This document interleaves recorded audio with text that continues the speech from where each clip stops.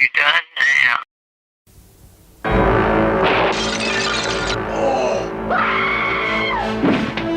Every person in this room has the perfect motive. Stand back! For murder. What do you mean? Murder. But only one of these suspects is the murderer. Is it the timid Mr. Green? Why are you screaming? Because I'm frightened of what? Screaming! Or the militant Colonel Mustard? If I was the killer, I would kill you next. Huh? Said half. Mrs. White, who helped her husband on his way? Well, it's a matter of life after death. Now that he's dead, I have a life. Miss Scarlet, who's helped many men along the way? Practice makes perfect. Professor Plum, who's looking for a way? I'm looking. Mrs. Peacock? I have absolutely no idea what we're doing here, but I am determined to enjoy myself. Or did the butler do it? No. Paramount Pictures invite you to an evening of mystery, Let us out! murder, This is getting quite serious. and madness. In the movie that makes a scene of the crime, So who did it? Clue. It's not just a game anymore. And welcome to Clue the Movie Podcast. We are back talking about one of our favorite movies, one of the great movies of the 1980s, underrated movie of the 1980s, Clue the Movie, where we break it down minute by minute. My name is Brad Gilmore. I'm joined by the director, the writer, the producer, the everything of Who Done It, the Clue documentary. Jeff Smith is here again. Jeff, how are you? I'm doing great. That was a good minute we just watched. That was the best minute we've seen. Place to cut off. My name is. Boom. Right there. No. So this is an interesting minute that we find ourselves in. This is our first real time to start hearing dialogue, which is great. It starts with Wadsworth talking to Yvette, and it ends with Colonel Mustard's introduction as the first house guest to arrive at the Body Mansion, the Body Manor. Okay, there's a couple things I noticed for the first time, but the poop joke continues to play. We're going to see that poop joke for a few episodes, I think. But yeah, so in the last one, we saw Wadsworth step in poop, and now Yvette smells the poop and thinks that she somehow has stepped in poop and checks. That's what I didn't understand. It's like, wait a minute. When did she step in poop? Yeah, like when would you have stepped in the poop? You're just smelling this for the first time. So you're thinking, oh, after the butler comes in and then leaves, all of a sudden I have this whiff of this aroma that is unpleasant. Maybe it's something that I did. Yeah, it's very telling of her self-esteem that she immediately blames herself, which is not okay. Really, Wadsworth walked in, it smells like poop, and she blames herself. Not okay. No. And so here's another interesting thing. And I guess I'm just, since we're watching this by the minute, like you definitely hyper focus on things.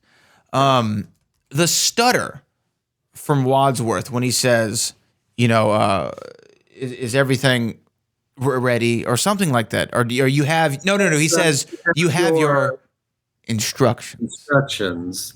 But he also gives a look down at the body. It's a little like, I don't know what her instructions were, because she really, as we watch the movie, we will see that she is responsible for recording dialogue.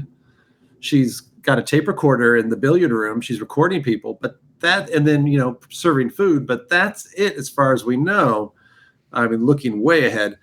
I don't know what her other instructions would be that he has to eyeball her suggestively when he says it, other than maybe it's just a joke. Yes, perhaps it's just a funny that he's making. I'm not sure what, because we don't know obviously still who Wadsworth really even is at this moment. We don't know he hasn't introduced himself by character yet. He's about to, I believe, in an upcoming minute. Right, to Colonel Mustard, because Colonel Mustard will ask him who he is in the next minute. But yeah, so not right now. But Yvette is listening. She's shining the champagne glasses, polishing. Oh, maybe that's what her instruction was, because there is talk that maybe the brandy is poison. So maybe she was the. Oh, wait a minute. Wait a minute. It's exactly the right phrase, because if we had not been watching it minute by minute, I would not have made the connection. Maybe that was the instruction, and that's why she's like, yeah, I did it. Oh, because he's polishing it, and he says, you have your. Maybe he's looking down at the glasses, not at her figure. Maybe. Oh, whoa. Oh. Whoa. She's listening to Shake, Rattle, and Roll, right? Which was a song written by Jesse Stone and originally recorded by Big Joe Turner. It ranked number 127 on Rolling Stone's top 500 greatest songs of all time. And I wanted to ask you this, Jeff. Do you know what the meaning of Shake, Rattle, and Roll is? The only thing that I can think of, because I don't know, I wondered before, because it's also the song for the end credits, right? It's the song. I always wondered if it was like a reference to rolling dice. Oh, I get it. The game, maybe. Shake, Rattle, and Roll. Well, I don't know. I mean, it's time appropriate, but other than that, I always thought that maybe it was a dice reference to tie the movie back to the game.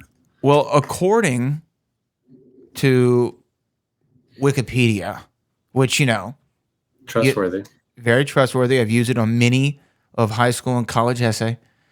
Oh, good. It says the term shake, rattle, and roll refers to boisterous intercourse. So, boisterous intercourse. Which would probably not have been, that wouldn't have been a great title for the song. So I guess Shake, Rattle, and Roll is better. And here's the new hit, burning up the stations, boisterous intercourse for the 5th time in a row. Yeah, so that's what we hear. So then Wadsworth leaves the room where Yvette is and goes down the hall into the kitchen. Yeah, we're definitely establishing the geography here. We're seeing from the front door to the study to back to the hallway and then to the kitchen where Mrs. Ho is going to have dinner ready at 7:30. That's the first time we see the McCarthyism presented in the movie because she's watching the hearings on the TV. Yes, and I want to get into McCarthyism here in just a moment for maybe some of the younger cats who are listening and are unaware. But, okay, you said establishing the geography of the house. The main rooms that we have are they're the same rooms as the game? Is it the kitchen, the billiard room? The library, the ballroom, the conservatory, the study, the hall. There's no attic in the game, but there is an attic. And there's no basement in the game, but there is in the movie. Is that it? I think there's 6 rooms. I think the billiard room is one of them, right? Billiard room, yeah. Yeah, because we see a character in the billiard room later. So it's establishing the geography of the house. Again, if you listen to a previous minute, the house looks rather large from the matte paintings that we discussed early on, and the geography of the actual house isn't very much known, and they don't spend a lot of time on any other floor of the house mainly. They do, but not a lot. I mean, the main rooms we see are the dining room, the kitchen, the study. I mean, those are in the hallway. I mean, those are the main rooms. Yeah. That we see. So he goes down to the chef. And what do we know about the actress that plays Mrs. Ho? She was on MASH, the TV show MASH. Kelly, you seem to be looking it up. Her name is Kelly, starts with an N. I feel bad because I am not a MASH guy. Kelly Nakahara. That's her. And I feel bad because John Hatch, who's writing the Clue book, is a huge MASH fan, and he actually got to talk to her family. She passed away maybe a year or 2 ago, unfortunately, but he, for the book, talked to her family, and I guess you'll have to see the book. I have no idea what they talked about. But yeah, she was on MASH. That's her claim to fame. And really a small part, but she definitely takes the time that she has. She's sinister. She gets to put a knife in Tim Curry's face.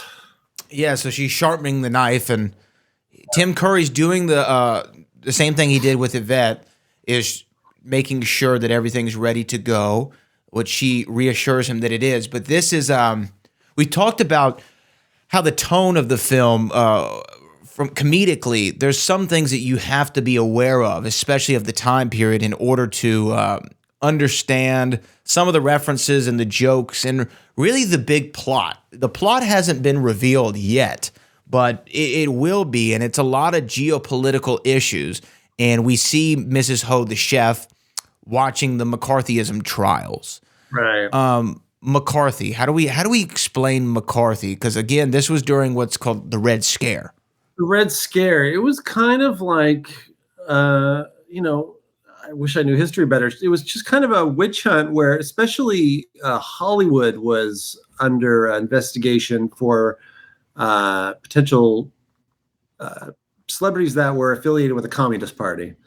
Lucille Ball famously was one that had to go under. I think Walt Disney had to go. But I mean, basically anybody you could think of that was famous at the time had to go in front of a hearing, and basically they were guilty until proven innocent that they were not communist. Pretty much. Yeah. But it was definitely during, again, the Red Scare, so we were really worried about Russia and Russian influence on American democracy. And the unseen bad guys, the scary bad guys over there. Yes, the unknown enemy. And it was almost like akin to the Salem witch trials in a way, right? It was just pointing fingers at people. Right. Yeah. And it's a weird undertone because, I mean, even if you don't know anything about it, which honestly I really don't, but it's just a weird layer to have in the movie that everyone is suspicious, basically, which is a fun little undertone for a murder mystery that beyond just like who killed Mr. Body in the study, you might be communist. Yeah. And again, this was, you might have heard like of the term being blacklisted. And that's, again, that comes from McCarthyism. And there were a lot of people whose careers were taken away from them and their livelihoods due to this crazy idea from Joe McCarthy that who was an elected official, that all these people were working for the Russian government. So Charlie Chaplin was one that was named, Langston Hughes, Orson Welles, even Helen Keller. Were all accused of being McCarthyites or being Russian sympathizers, rather. So that's the background. It's very weird, and even a weird way they set it up, just having it on the television. Yeah, if you're not paying attention, it's very easy to miss. And then later, as the movie goes on, communism gets mentioned, and J. Edgar Hoover gets mentioned, who was the main guy in the FBI. It's an odd but kind of cool, I don't know, little part of the movie that it's just an undertone. It's just like a weird undertone in the middle of it all. When you spoke to Landis, the director and screenwriter for the movie, John I'm sorry. I'm thinking John Landis, who story by John Landis. Yes. But we talked to Jonathan Lynn. Did you ask him anything about this, exactly the backdrop? Yeah, he basically just said that was, he was writing a movie set in America, and that was just his own personal knowledge that he knew the most of American history was McCarthyism. So when he had to write a movie set in America, he knew a lot about that. So that's why it's in there. Okay, and then if he had known a lot about the Vietnam War, maybe World War II. 1969. Can you imagine a scenario where his only frame of American reference was the Civil War, and we got an 1860s version? Ryan Reynolds is on it. Ryan Reynolds, man, we're waiting on you. Well, I don't know. Is that reboot happening now? He seems very busy. He's Deadpool 3ing, and he's having children, and he's doing great things. I'm a Ryan Reynolds fan. I think he's great. I think he's great. So Wadsworth then talks to the chef. He's talked to the maid. We know that they're a part of whatever it is that's going on, which is still unclear at this moment. Right now, it could just be dinner. It could just be dinner. You have your instructions for dinner. We're having guests over. Although it's going to be an interesting dinner if when the knife comes out, the music cue hits pretty hard. So it definitely kind of gives us a hint that it's not just, They want you to know. They want you to know something's afoot. Something is afoot. Thank you, John Morris. Yes. Something's afoot. And Wadsworth then leaves the kitchen and because we hear the doorbell and walks to the door. You see a beautiful silhouette shot on. Yes, yeah. Of Martin Mull. He gets to be the first one in, Colonel Mustard. Throwback to the era. Colonel Mustard, would you say out of the character names, is he the most known character name? Probably. Is it Mustard or do you think it's Miss Scarlet? I think maybe the two. Like if you were to say if you were Family Feud and you were saying name a character from Clue, would they say Colonel Mustard or Miss Scarlet? I think Colonel Mustard would be the first one. I think Professor Plum would be 3, and then everything else is. Yeah, and then it's just green, peacock, and white. Maybe Peacock 4. Peacock 4.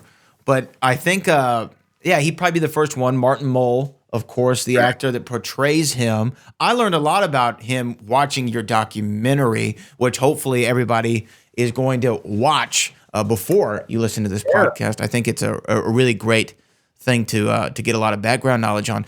But I learned more about him than I'd ever have before. So can you give us a little overview of Martin Mull?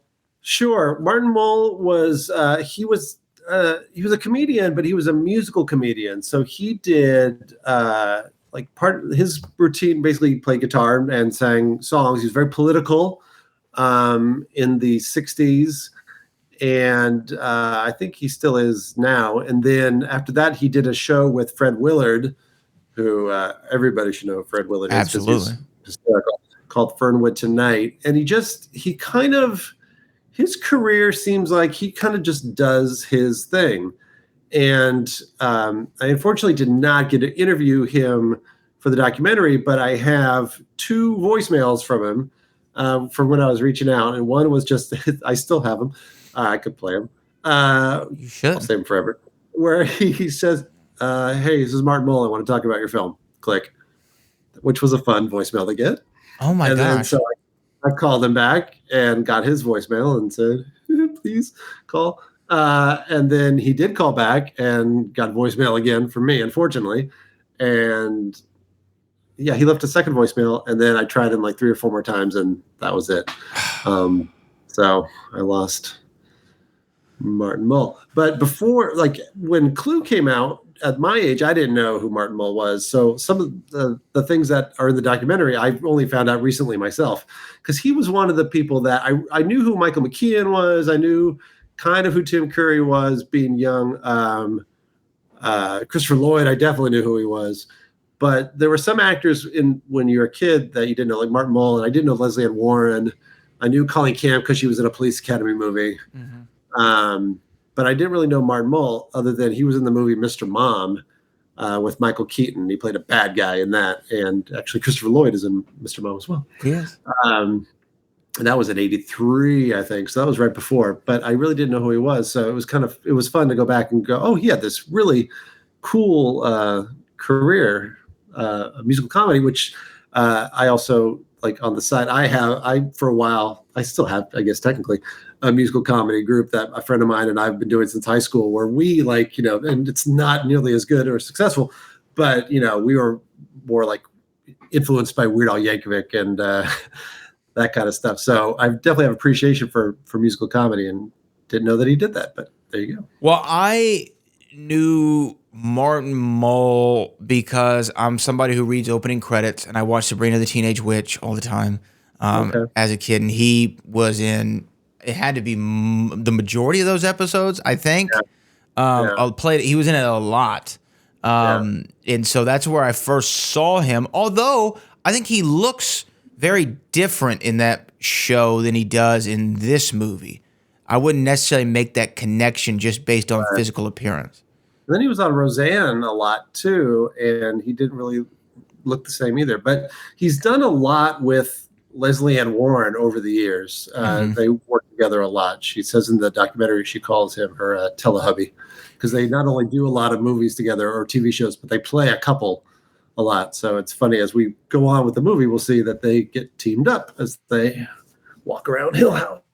As they walk around the house. And of course, they were together in the episode of Psych that is based upon 100 Clues is what it's called, based upon this movie as well. Well, I feel like this is a good place to end it, and then we'll pick up with minute 6 of Clue the movie. We're almost 6 minutes in, almost 91 to go. So let's just go on to minute 6 of the show.